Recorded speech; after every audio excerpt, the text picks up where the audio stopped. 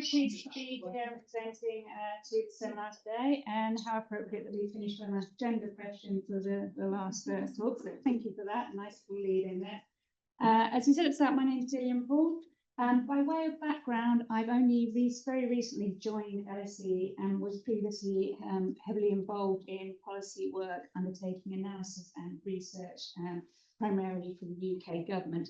So what I'm presenting today isn't the results from some research I've just undertaken. It's talking about research that I'm planning to do in the future. And what I'm going to do is present a lot of information and background about why I think what my proposal is going to be interesting. And I hope get some feedback today about what you think about it and how to maybe some of the additional issues I should be thinking about. So although I don't have any results, I do have a lot of statistics and a lot of diagrams and a lot of figures for you to see as well, which I hope will be probably, most of them have been out before, they're not new, but I'm sure there's quite a lot of things you haven't seen before, and possibly there's some people in this room that haven't seen any of this before. So I hope it will be interesting. And in the final part, I'm going to talk about what I do want to do for my research, and it's very much starting to think about things as well as other things. Very much the idea of getting feedback from people, what they think about these issues.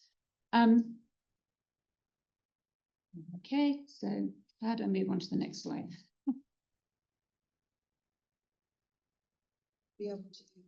Which click is it? Right one. Okay. Oh, there we go. Just be patient.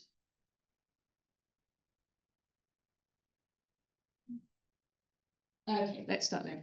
So today's talk is going to be about women's employment, and particularly from a lifetime perspective, and also with a particular emphasis on the role of policy in influencing women's employment.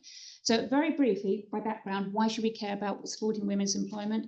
Well, there's first of all the issue about gender equality in the labour market, which has obviously implications for broader social equality. A second reason is to do with economic efficiency, concerns about that we should be using the full potential of our workforce.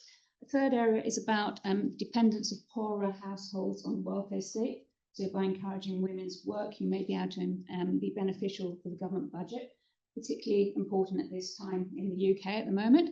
And also it's a question about increasing family income, particularly for families with children, and helping to reduce poverty as well. So that's the reasons why we should be concerned about gender equality in the labour market. Why might there be a role for government? Well, some of these benefits are clearly social rather than private. Secondly, there might be a lack of complete information or myopia in women's and their partners' decision making.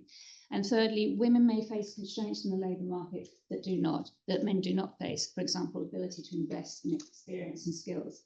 So for all of those reasons, we may need to have a government role to help support women in the labour market. So what I'm going to make the case today is there's a need to focus on long-term dynamics of women's employment. And there's several reasons for doing that. First of all, policy tends to be designed very much for short term. And the issue with that is addressing one challenge means that sometimes you just shift the focus onto another problem down the line. So you need a longer term perspective. There's also a need to understand the role of information, expectations, myopia, and the short-term constraints in analysing women's behaviour as well. We've tended, again, from the individual perspective, to focus just on what's happening at this moment in time. There's also a need for better understanding of the dynamics within certain areas that I'm going to look at. For example, the motherhood penalty. We need to understand more about what happens over time with the motherhood penalty. It's not just a one-shot thing. And similarly with partnership transitions as well. And finally, there's a new area of research around women's employment, which is focused on later lifetime challenges. So much of the debate about women's employment has focused on childcare and children and the early stages of career development, whereas actually there's things that happen later in the life as well. And in particular, that might have feedback effects into new generations coming into the labour market. Oops, sorry, let me go back. There we go. So what I'm going to talk today is some research plans which build on my previous experience on women's employment in the UK. So a slight apology, this is very much going to be focused on policy in the UK, which isn't to say that the international element isn't important as well. It's very important that we use international evidence to influence policy in this part of the country, although we should be aware of how transferable it is to the UK context. And also what we learn in the UK can be applied to other countries as well. And that's more true of some issues than other issues. And we'll see that highlighted a little bit along the way. And what I'm going to talk about today is a mix of deep dives into certain areas versus an investigation of some interactions across the working life as well. So the presentation outline, first thing I'm just going to give you some very quick background on women's employment situation in the UK and how it's changed over time and how it changes as women ages.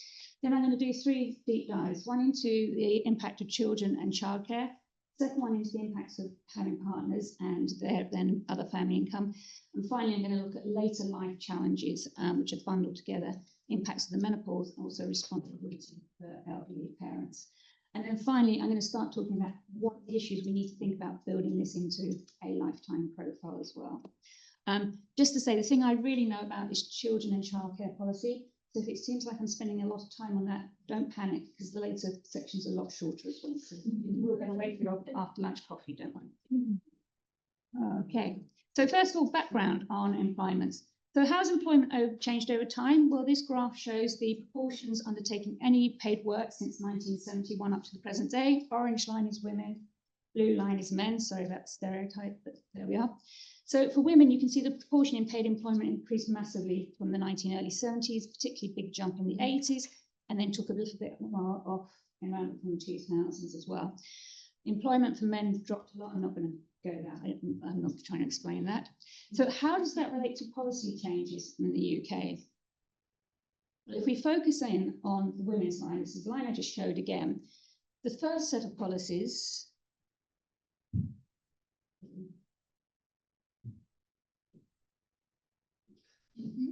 Sorry, there we go. The initial set of policies in the early 70s, which focused around legal rights of women in the employment market and on maternity leave as well. And you can almost see that those initial policies were followed by the rise in female participation, which is sort of suggested that maybe they had some impact, which might not be surprising given that those policies affected all women in the labour market. It might also be the case that policies came in because they were reflecting forthcoming changes as well. So we've got to be a little bit careful about that correlation. Later on, we had more policies, mostly around supporting childcare costs for women. And there were a lot of things came in. And as you can see, they were sort of all around the rising employment participation, but you know, it's quite hard to work out a pattern there. And this is something I'm going to come back to in a bit more detail later on. But just to emphasize that the emphasis really switched from all women to being mothers in employment, sorry, being mothers with children. So to look at how labour market behaviour changes with age, so all these graphs coming up are going to show the statistics in relation between age 25 and into the mid-60s, again for men and women. We've seen the proportions in paid work. There's a gap between men and women. It's of a reasonable size, about 10 percentage points. It widens in the late 90s, sorry, in their late 20s, and then it pretty much stays there permanently.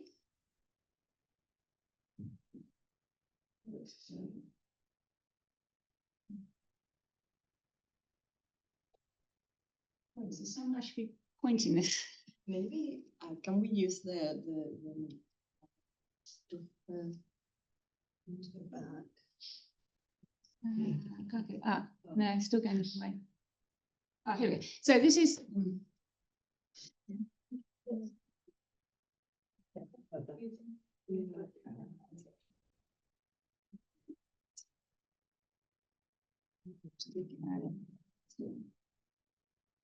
so is it the clicker?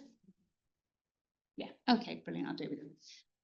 Okay, so the proportions working part-time, we see an even bigger difference, and this is important going forward. A lot of this story is about work hours. So we see a big widening in the proportion of women in part-time work from the 1930s, when they reach their 30s, and it persists through the working life as well.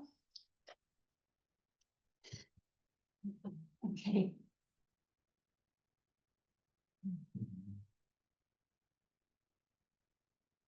Can we do the top with the keyboard? With the keyboard. Okay, let's try that. No. Try and enter. Oh, there we go. Okay, then. And then if you look at mean hourly earnings, which is like the hourly wage, We also see the same pattern, a widening, and then it gets bigger as the lifetime goes on. In fact, that does start to widen a little bit. And then there is, sorry, that's mean hourly earnings, that widens as we go on.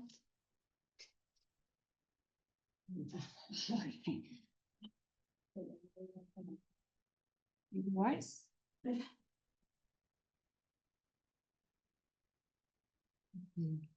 We can just do That one, okay, we'll try another one. And then the weekly earnings, because that's a combination of hourly earnings and the number of hours you work each work, the gap in the mean weekly earnings is really large, and it gets larger as women age as well. Right, so let me talk about the first area that I wanted to deep dive into, which is children and childcare policy. So why should children have such an impact on mothers' employment? Again, this is probably what you mostly know about anyway, but just to spell it out. So there's several mechanisms. So there's the one that children cost more money. There might actually be an incentive for women to work more. So that would be conversely to what we usually think about the impacts. But most of the effects go the other way. So for example, there's an increased value of time at home, which is a disincentive to work. The costs of working are higher, not only the financial costs of childcare, but also the time of organising it.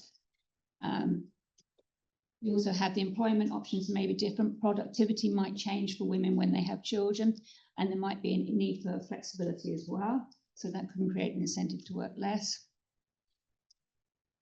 And also the social expectations about being in paid work. Once you have children, there's sort of a social role that you can take on outside of employment as well. So this is the classic picture of what happens to women's employment, participation and work hours when a child comes along. So on the x-axis, on the bottom axis, we've got years before the time of birth, going from -9 years out to about 30 years after the time of birth. And then also the first birth of the first child. In the blue line, we've got fathers' full-time work, proportion of fathers in full-time work. In the green line, we've got the proportion of fathers in part-time work. And then the red line is the proportion of mothers in full-time work, and the orange line is the mothers in part-time work. So what you see, what happens when the first child arrives, which is about 0 on the x-axis, father's employment doesn't change very much. Mother's employment, it drops enormously, and there's a huge switch into part-time work from full-time work. And you might say the story from this is, well, okay, first child arrives, well, women drop out of the labour market, some only drop down to part-time work instead. And then over time, gradually, women move back into the labour market. They either re-enter in part-time or full-time, or they move up from part-time to full-time. That might be one interpretation of this picture, but it wouldn't be the right one. And I'm going to show you why. I hope we can get the slides changed. Here we go. So what it is actually that women exit from the labour market upon the arrival of children at really different points in time. So what this graph is shows exit rates for the women in the red line versus the fathers in the blue line over different periods of changing children in the household. So the first couple of blocks is when there's no children. First couple of blocks is when the first newborn arrives. Second is subsequent newborns.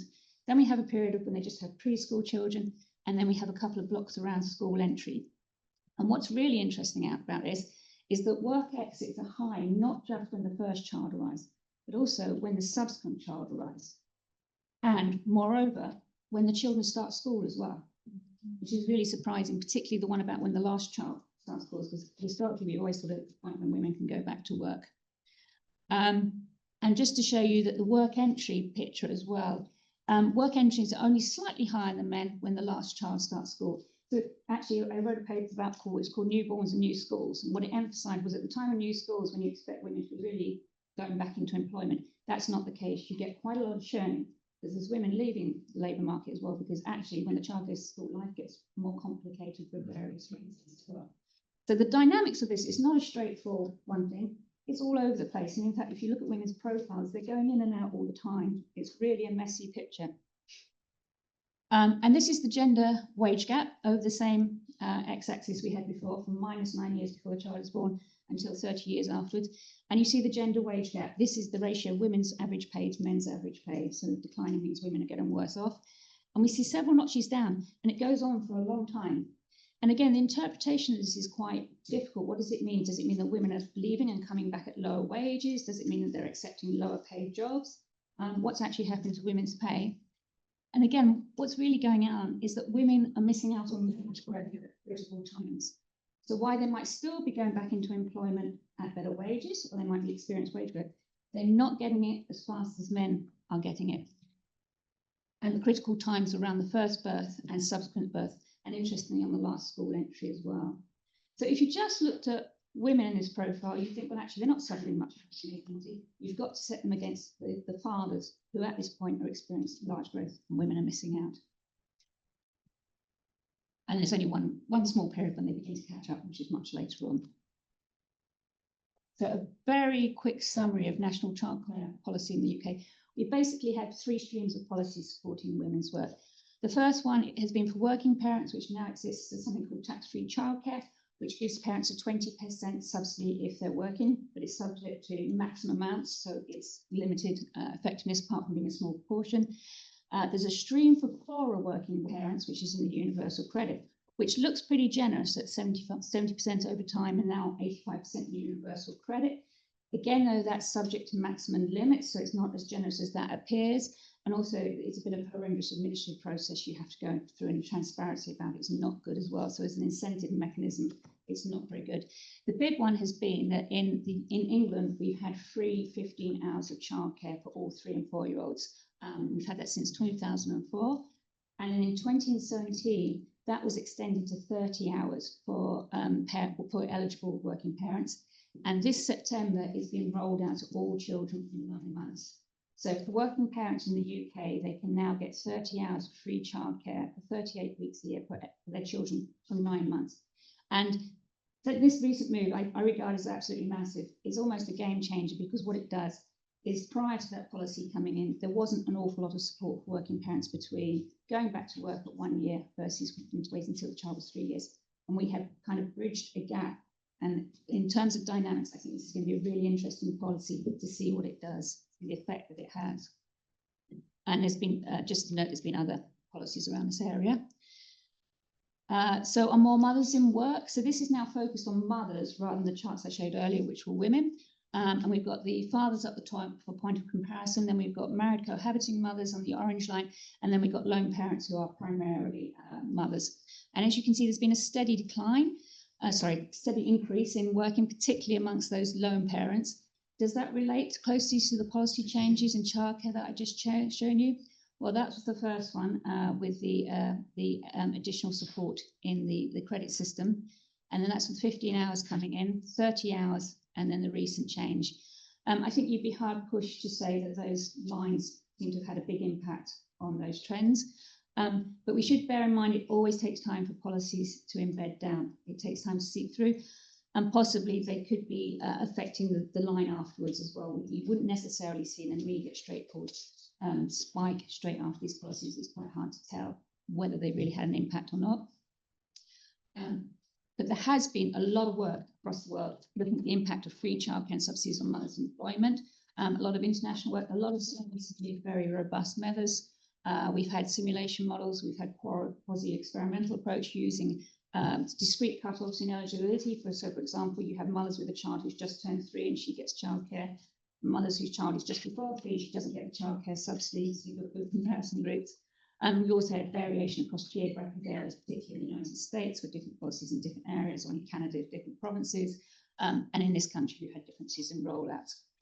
The UK evidence is that the childcare subsidies and free childcare has small but significant impacts on employment. And I've listed a bunch of examples there.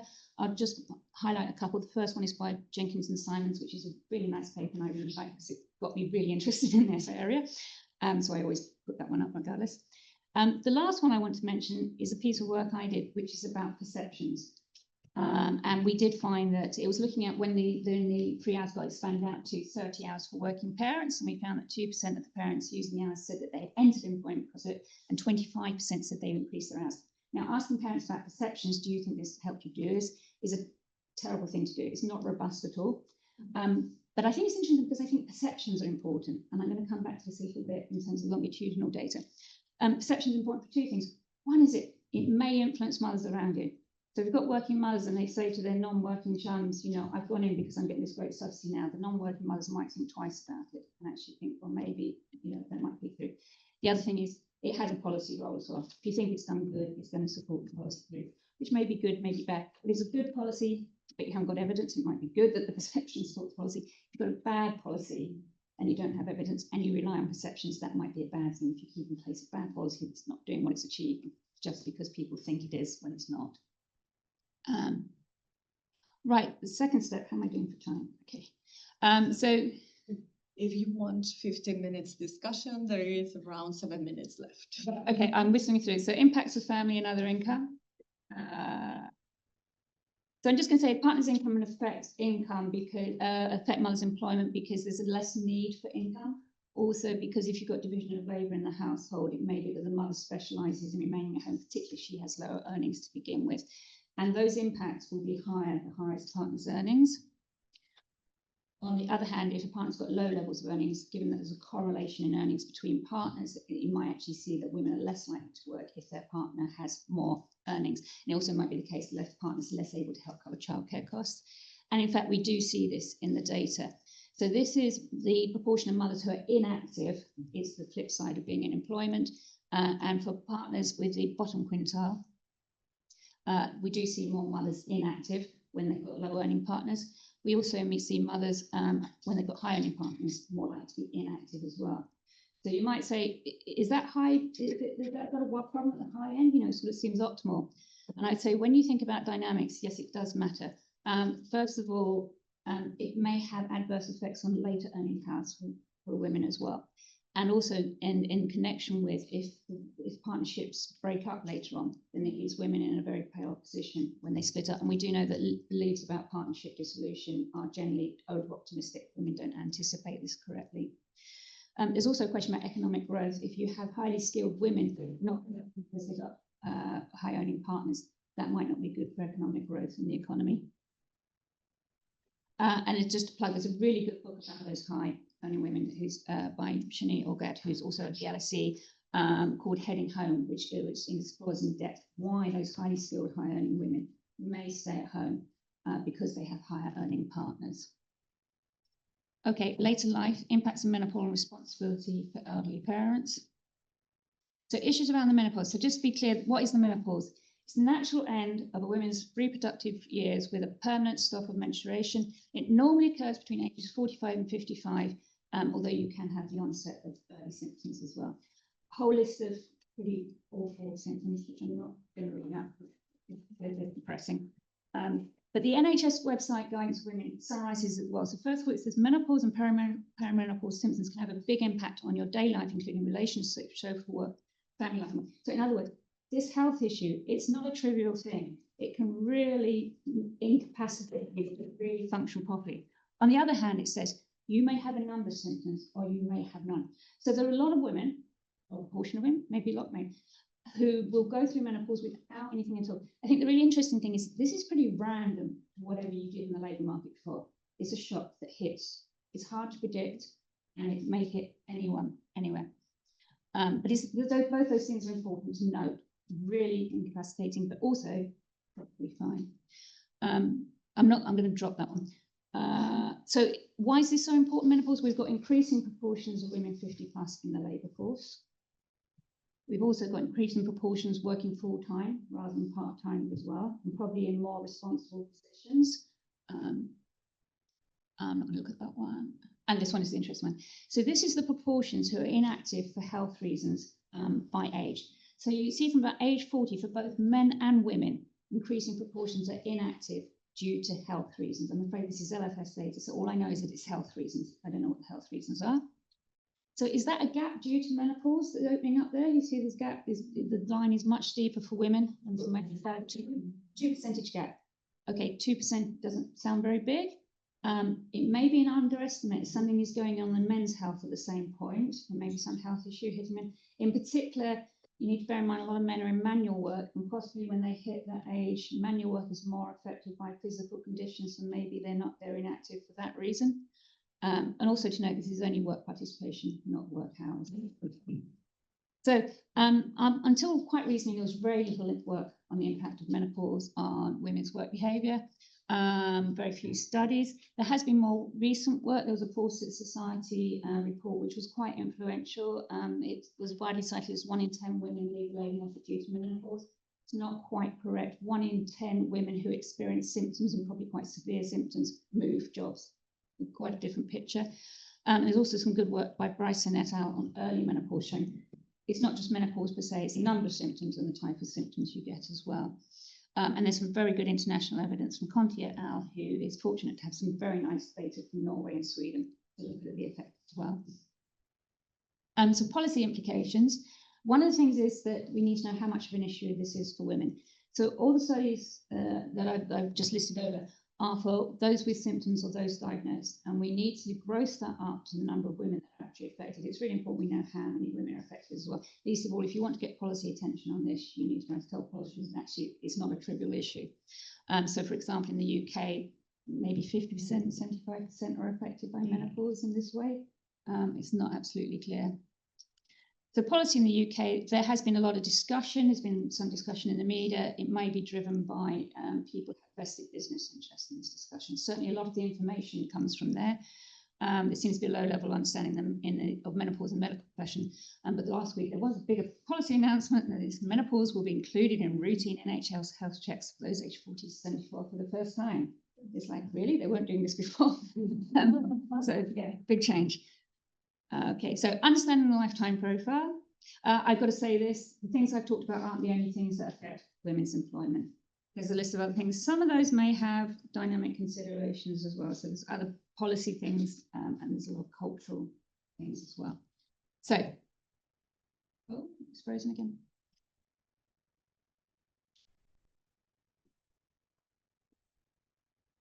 So what do we need?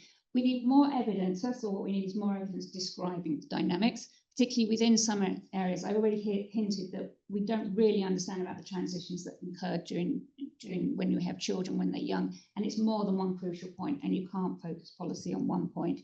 There's also different impacts of partnership transitions. We have to think about changes in family structure. We also need to know a lot more about the dynamics of the menopause. We don't know the duration. We don't know the impacts of the fact that it happens in a sort of period leading up to retirement anyway, and how much effect that has. And we also need to talk about dynamics of care for elderly parents. So this is often a shock. It's not expected. It can be very intensive. It can be very draining for a short period of time, but there's huge uncertainty in the risk and timing. We also need more information about the dynamics across the working life. So women face sort of multiple challenges coming down the line. And there's a question to what extent those challenges compound over the lifetime. Do early effects increase the impacts of later challenges? And also, are these effects correlated across particular types of women? So for one thing, for example, with the menopause, I think actually that's fairly arbitrary shock. That's not one that's going to be correlated, I don't think. But I think these are things that we need descriptions of, we need to understand better, and it's something that we can address using data. So, for example, in the UK, we have understanding society, we have the cohort studies as well, that we can potentially go and mine and see how many of these questions we can answer in a better way. We also need an understanding of the dynamic drivers of the workforce. How well do women understand the challenges and the risks? Are they anticipated or the shocks? What information do they use, and how do they change their beliefs with experience? Do women and their partners plan for the risk? How long of time horizon do they look? Is it shorter or longer than the periods we use in research? Does the researcher possibly know more than they do at the time they're making decisions? And there is a third one. And long-term optimal choices might be constrained by short-term constraints. Obviously, credit constraints, lack of available care, and one thing, a dominance of one partner's interest in decision-making. Final slide. If women's employment choices are not optimal, what can be done? And these sort of relate back to the 3 points I've just talked about. So first of all, we might be able to do better information. What I don't think we want to do is go out and tell women, it's going to be awful, you're going to face all these hurdles, just give up and go home right now. We don't want to do that. What we do want to do is offer some preparation and offer suggestions in how you might bridge over these potentially difficult periods. Supporting an appropriate time frame, we might be able to do that with information. And addressing short-term constraints. So often addressing those short-term constraints may involve government money. And one thing I would say is that in order to support that government, we need evidence both on the short-term social benefits and the long-term social benefits to justify the public cost. So very much like in early years interventions at the minute, we're looking at longer term impacts to say, actually, you get a return on this. I think we need to do a similar thing for investment in women as well. So that's my just a concluding summary. There are gender gaps in paid work, and it does matter for a number of reasons. It would be helpful to better understand the dynamics within certain selected areas. And it's also the lifetime profile is important as well, to better understand the interactions between different ages, and also to consider how and whether individual choices can be improved. Thank you.